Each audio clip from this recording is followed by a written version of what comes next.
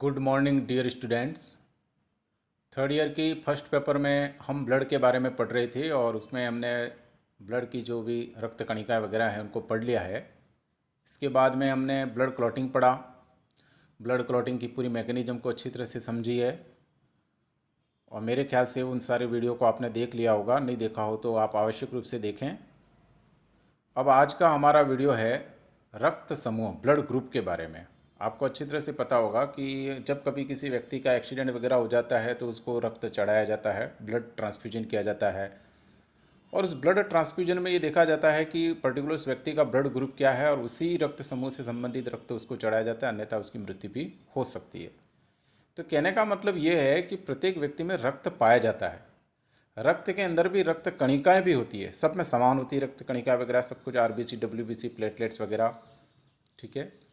लेकिन ये जो रक्त कणिकाएं होती है उस कणिकाओं पर विशेष प्रकार के एंटीजेंस पाए जाते हैं और इस आधार पर रक्त जो होता है वो अलग अलग समूहों का होता है। अलग अलग इंसान में, अलग अलग व्यक्तियों में अलग अलग प्रकार का ब्लड ग्रुप होता है। तो ये ब्लड ग्रुप क्या है, ये ब्लड ग्रुप कैसे बनता है और इस ब्लड ग्रुप का क्या महत्व है, कौन कौन से प्रकार के ब्लड ग्रुप हैं, इनका क्या चिकित्सकीय महत्व है, खोज वगैरह, ये सारी बातें हम इस वीडियो में जानेंगे। तो सबसे पहले अभी हमने ये समझा कि प्रत्येक व्यक्ति का एक अलग प्रकार का रक्त होता है और एक अलग प्रकार का समूह होता है। वो उस व्यक्ति के रक्त के अंदर जो लाल रक्त कणिकाएं पाई जाती है, लाल रक्त कणिकाएं सब में होती है, तो लाल रक्त कणिकाओं पर कौन सा एंटीजन है उस एंटीजन पर निर्भर करता है कि उस व्यक्ति का रक्त समूह कौन सा होगा। एनीवे, आज हमारा जो टॉपिक है एबीओ ब्लड ग्रुप सिस्टम। वर्तमान में लगभग 30 से अधिक बड़े और लगभग 100 से अधिक छोटे माइनर ब्लड ग्रुपों की खोज की जा चुकी है। इतने प्रकार के ब्लड ग्रुप खोजे जा चुके हैं, लगभग 30 और लगभग 100। लेकिन चिकित्सकीय दृष्टि से क्लिनिकली देखें तो वर्तमान में दो प्रकार के ब्लड ग्रुप, एक एबीओ ब्लड ग्रुप और दूसरा आरएच ब्लड ग्रुप, ये ज़्यादा मायना रखते हैं और उन्हीं का हमें अध्ययन करना पड़ता है और जो कि हमारे लिए काफ़ी उपयोगी हैं। तो हम स्टार्ट करते हैं आज एबीओ रक्त समूह, एबीओ ब्लड ग्रुप। तो सबसे पहली बात, ये जो एबीओ ब्लड ग्रुप है, इस एबीओ ब्लड ग्रुप की खोज 1901 में वियना विश्वविद्यालय की एक वैज्ञानिक थे, प्रोफेसर थे कार्ल लैंडस्टीनर, उन्होंने की और इस खोज के लिए 1930 में उन्हें नोबेल पुरस्कार प्रदान किया गया। एक्चुअल में क्या हुआ कि वो ये देख रहे थे कि किसी व्यक्ति को किसी अन्य व्यक्ति का रक्त चढ़ाया जाता है तो कई बार तो कोई दिक्कत नहीं आती है और व्यक्ति बच भी जाता है और उसका इलाज भी हो जाता है। कई बार ऐसा होता है कि किसी व्यक्ति को किसी अन्य व्यक्ति का रक्त चढ़ाते हैं तो उसकी मृत्यु हो जाती है। तो फाइनली उन्होंने इसी टॉपिक का अध्ययन करते हुए ये पता लगाया कि सभी व्यक्तियों का रक्त समूह या रक्त जो होता है वो एक जैसा नहीं होता। अगर आप समान ग्रुप का रक्त किसी व्यक्ति को चढ़ाओगे तो उसका इलाज होगा, वो ठीक हो जाएगा, और अगर असमान ग्रुप का रक्त उसको चढ़ाओगे तो उसकी मृत्यु हो जाएगी। और इस आधार पर उसने रक्त समूह खोजा, कार्ल लैंडस्टीनर ने रक्त समूह की खोज की, ठीक है, और इसीलिए उनको 1930 में नोबेल पुरस्कार प्रदान किया गया। ये जो एबीओ ब्लड ग्रुप जिसे हम पढ़ने जा रहे हैं, ये एबीओ ब्लड सिस्टम मानव में तो होता ही होता है, इसके अलावा मैमल्स के कई प्राइमेट्स में भी पाया जाता है। एबीओ रक्त समूह कई प्राइमेट्स में भी होता है।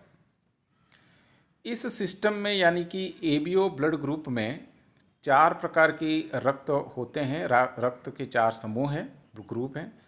Blood group A, blood group B, blood group A B और ब्लड ग्रुप ओ, जिसे जीरो भी कह सकते हैं। फाइनली अभी आप उसको हम ओ ही बोलेंगे। तो यहाँ पर एबीओ जो ब्लड ग्रुप है उसकी खोज कार्ल लैंडस्टीनर ने की। इस प्रकार के जो सिस्टम में रक्त के जो समूह हैं वो 4 हैं। ए प्रकार का रक्त या ए समूह का रक्त, B groups, A B group और जीरो या ओ ग्रुप्स, ठीक है। किसी व्यक्ति में कौन से प्रकार का रक्त समूह उपस्थित होगा? ये निर्भर करता है उस व्यक्ति की आरबीसी की सतह पर कौन से प्रकार की रक्त एंटीजन्स उपस्थित हैं। किसी व्यक्ति में ब्लड ग्रुप ए होगा, ए बी होगा, या बी होगा, या ओ होगा, वो किस पर निर्भर करता है? उस व्यक्ति की जो लाल रक्त कणिकाएं हैं, आरबीसी है, उस आरबीसी के ऊपर उसकी सतह पर पाए जाने वाले एंटीजन पर निर्भर करता है। अब ये एंटीजन क्या हैं, ये एंटीजन कहाँ से बने, किसी व्यक्ति में कौन से प्रकार का एंटीजन बनेगा, ये सारी बातें हम आगे के वीडियो में देखते हैं। फिलहाल अपने को ये समझ में आ जाना चाहिए कि किसी व्यक्ति का रक्त समूह कौन से प्रकार का होगा, ए प्रकार का, बी प्रकार का, ए बी या जीरो। वो इस बात पर निर्भर करता है कि उसकी आरबीसी की सतह पर कौन से प्रकार का एंटीजन पाया जाता है। ठीक है, तो देखिए, अगर किसी व्यक्ति का रक्त समूह ए है तो उसकी आरबी की सतह पर, आरबीसी की जो सतह है उस सतह पर कौन सा एंटीजन होगा? ए प्रकार का। अब ये ए प्रकार का एंटीजन क्या है और कैसे बनता है उसको हम आगे देखेंगे। फिलहाल अपने को ये जान लेना है कि अगर किसी व्यक्ति का रक्त समूह ए है तो इसका मतलब उसके आरबीसी की सतह पर जो एंटीजन पाया जाता है वो कौन सा होगा? ए।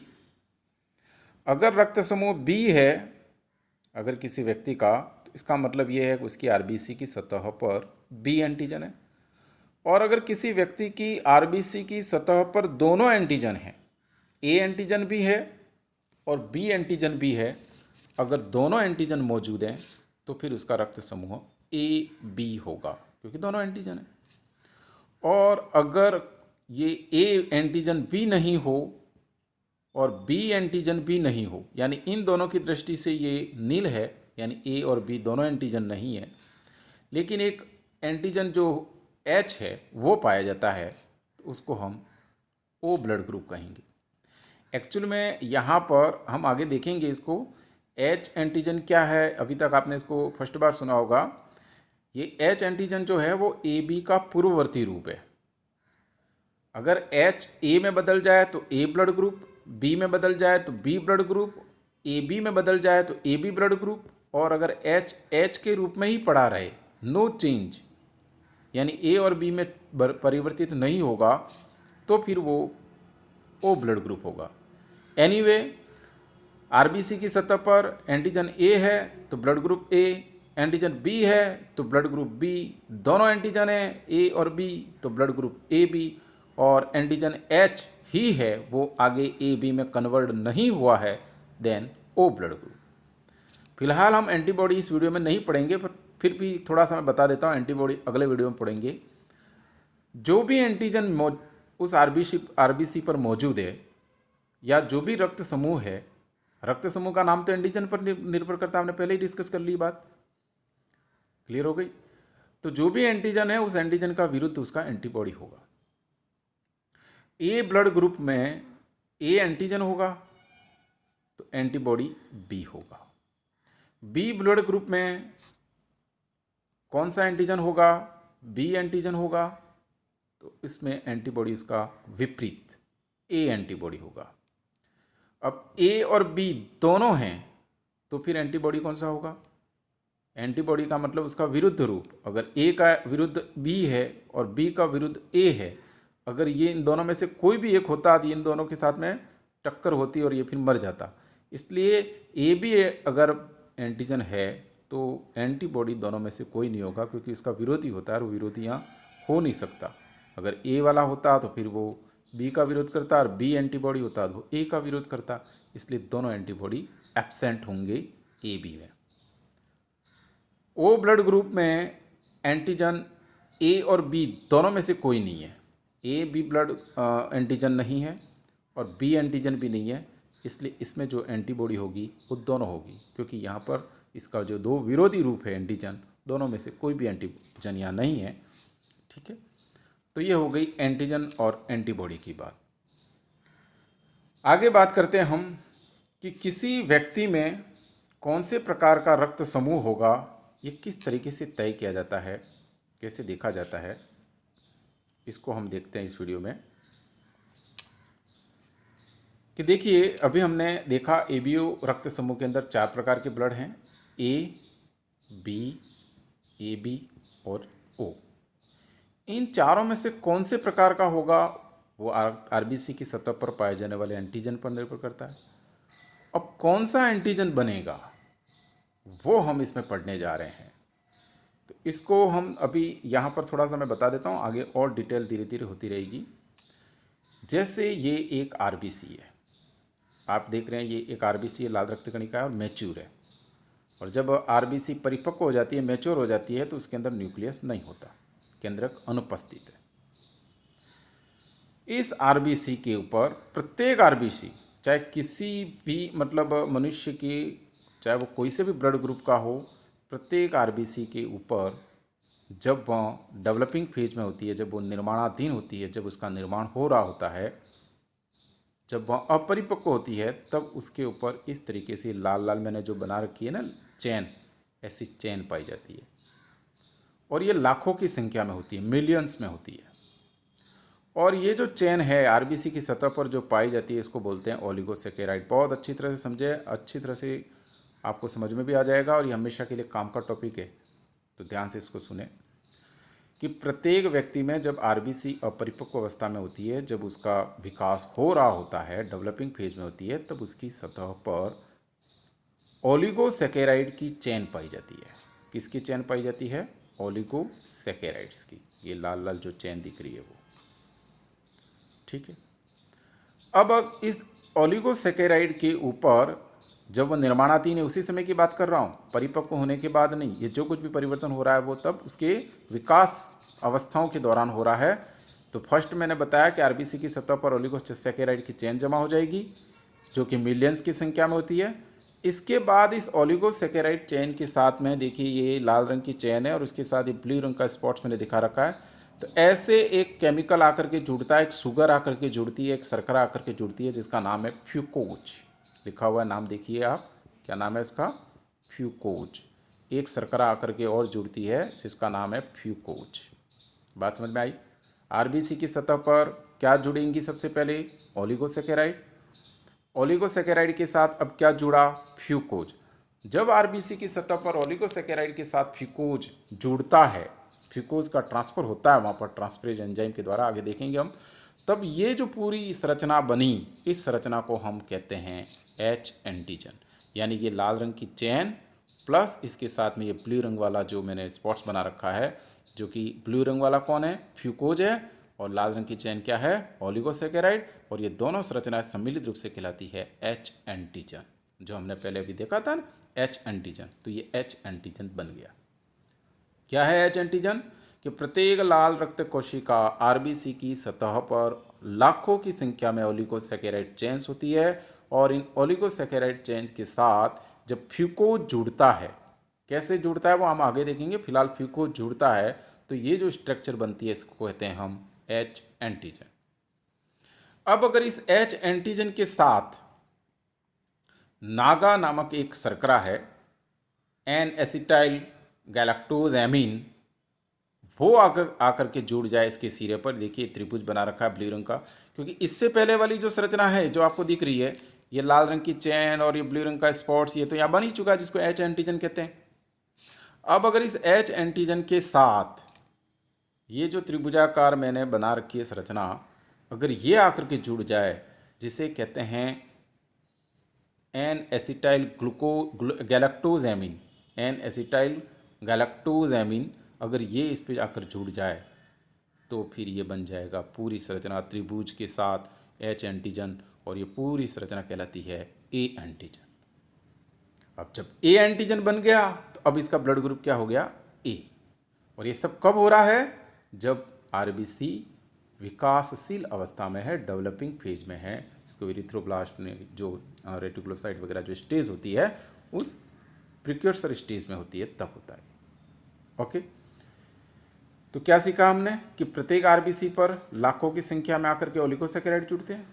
ओलिगोसैकेराइड के साथ फिकोज जुड़ेगा, इस तरीके से ये एच एंटीजन में बदल जाएगा। जब एच एंटीजन के साथ में एन एसिटाइल ग्लैक्टोज एमीन जुड़ेगा तब ये ए एंटीजन में बदल जाएगा, और जब ये ए एंटीजन में बदल गया तो अब उस व्यक्ति का जो आरबीसी है वो ए प्रकार की हो गई, यानी रक्त समूह ए टाइप का हो गया। ओके, सेम वे में इधर देखिए बी ब्लड ग्रुप में ओलिगोसैकेराइड जो लाल रंग की चेन है वो सब में बनेगी, मैंने पहले ही बताया। सभी मनुष्य की लाल रक्त कणिकाओं का जब निर्माण हो रहा होता है विकासशील अवस्था में, सबके ऊपर मिलियंस की संख्या में ये बनेगी, चाहे उसका ब्लड ग्रुप कोई भी हो, ए बी कोई भी हो। तो ये ओलिगोसैकेराइड चेन्स बन गई। फिर ओलिगोसैकेराइड्स के साथ में अपने को पता है कि अब एक केमिकल, एक शर्करा आकर के जुड़ती है फ्यूकोज। फ्यूकोज जुड़ने से अब ये पूरी जो चेन है वो हो गई आपका एच सबस्टांस, यानी कि एच एंटीजन। अब अगर इस एच एंटीजन के साथ में ये N acetyl glucose galactose amine जुड़ता तो ये ए एंटीजन होता, लेकिन अब इसके साथ में आकर के यहाँ पर त्रिभुज की जगह मैंने एक और निशान बनाया है ब्लू रंग का, देखिए आप इसके टॉप पर। तो ये टॉप पर ये दूसरे तरीके का आकर के जुड़ा है जिसका नाम है गैलेक्टोज, ये एक शर्करा है, और अगर ये गैलेक्टोज शर्करा आकर के इस एच एंटीजन पर जुड़ती है तो ये बन जाएगा बी एंटीजन, और इस तरीके से इस आरबीसी की सतह पर कौन सा एंटीजन बना, बी। तो अब इसका ब्लड ग्रुप क्या होगा, बी ब्लड ग्रुप। बात समझ में आई। एच एंटीजन की अवस्था तक का जो कुछ भी हो रहा है चेंज, वो तो सभी व्यक्तियों में चाहे कोई सा भी ब्लड ग्रुप हो समान होता है। ओलिगोसैकेराइड्स चेन बनेगी, ओलिगोसैकेराइड्स चेन के ऊपर आपका फ्यूकोज जुड़ेगा, फ्यूकोज जुड़ने से वो एच एंटीजन बनेगा, और एच एंटीजन के साथ में अगर एन एसिटाइल गैलेक्टोज एमीन जुड़ा तो ए ब्लड ग्रुप, और गैलेक्टोज जुड़ा तो बी ब्लड ग्रुप। ओके, अब हम देखते हैं next blood group A B. A B blood group में क्या होता है, तो ए बी ब्लड ग्रुप में पहले वही ओलिगोसैकेराइड चेन सब में बनती है, इसमें भी बनेगी, फिर उसके साथ फ्यूकोज आकर के जुड़ेगा तो ये एच एंटीजन में बदल गया। अब इसके जो एच एंटीजन हैं उसमें से कुछ एच एंटीजन के ऊपर ये एन एसिटाइल गैलेक्टोज एमीन जुड़ेगा, और कुछ एच एंटीजन के ऊपर गैलेक्टोज शर्करा जुड़ेगी। समझ में आ रही है बात, यानी कि इसमें दोनों चीज़ें होगी, इसमें दोनों प्रकार के एंटीजन बनेंगे। एच एंटीजन के साथ में एन एसिटाइल गैलेक्टोज एमीन जुड़ा यानी कि नागा जुड़ा तो ये ए एंटीजन बन गया, और गैलेक्टोज जुड़ा तो ये बी एंटीजन बन गया, और इन दिस वे इसके ऊपर दोनों प्रकार के एंटीजन होंगे, ए एंटीजन भी होगा और बी एंटीजन भी होगा। और जब दोनों प्रकार के एंटीजन मौजूद हैं इस आरबीसी की सतह पर तो फिर इसका ब्लड ग्रुप ए बी होगा। इसका ब्लड ग्रुप कौन सा होगा, ए बी। ठीक है, अब हम बात करते हैं ब्लड ग्रुप ओ के बारे में। ब्लड ग्रुप ओ के बारे में, तो ब्लड ग्रुप जो ओ है उसके अंदर वह पहले की मैंने बात बताई रखी है कि सब की तरह इसमें भी ओलिगोसैकेराइड चेन बनेगी। ये लाल बन गई ओलिगोसैकेराइड चेन जो कि इसकी सतह पर आके जमेगी। ओलिगोसैकेराइड चेन के साथ में क्या जुड़ा, फ्यूकोज जुड़ा। फ्यूकोज जुड़ने से क्या बन गया, ये एच एंटीजन। तो एच एंटीजन तो इसमें बनेगा। अब इस एच एंटीजन के साथ में ये दोनों चीज़ें ए एंटीजन या बी एंटीजन यानी कि एन एसिटाइल गैलेक्टोजामीन और गैलेक्टोज, इन दोनों में से कोई भी आकर के नहीं जुड़ता है, ये इसी रूप में पड़ा रहता है, इसमें कोई चेंज नहीं होता। अगर इसके साथ में नागा जुड़ जाता तो ये ए ब्लड ग्रुप में बदल जाता, अगर इसके साथ में गैलेक्टोज जुड़ जाता तो ये बी ब्लड ग्रुप में जुड़ जाता, अगर इसके साथ में दोनों मतलब किसी के साथ ये किसी के साथ ये जुड़ता तो ए भी बनता। अब इसके साथ कोई नहीं जुड़ा है, न नागा जुड़ा न गैलेक्टोज जुड़ा, और ये है वैसे के वैसे रहा। There is no change, so that ये एच एंटीजन नहीं रहेगा, तो ये ब्लड ग्रुप कहलाएगा ओ। ठीक है, ये नेकेड नहीं है। कोई पूछे कि ब्लड ग्रुप ओ जो है उसके ऊपर कौन सा एंटीजन है, तो कोई नग्न नहीं है, उस पर कोई एंटीजन नहीं है, ऐसा तो है नहीं। इसके ऊपर एच सबस्टांस तो है ही, ओलिगोसैकेराइड और उसके साथ में फ्यूकोज जुड़ा हुआ एक एच एंटीजन तो बना है, इसलिए ये ब्लड ग्रुप ओ में एच एंटीजन पाया जाता है। क्लियर हो गई बात। तो यहाँ तक हमने समझ लिया ये सारी बातें। से ये आपका परिचय हो गया इससे। अब इससे आगे की बात और डिटेल में कि एच एंटीजन के साथ कौन सा नागा जुड़ेगा या गैलेक्टोज जुड़ेगा, ये बात कौन सा जीन तय करता है, वो जीन कौन से गुणसूत्र में स्थित होता है, फ्यूकोज को जुड़ने के लिए जो एंजाइम चाहिए वो कौन से गुणसूत्र की जीन से बनता है, ये सारी डिटेल हम अगली वीडियो में देखते हैं।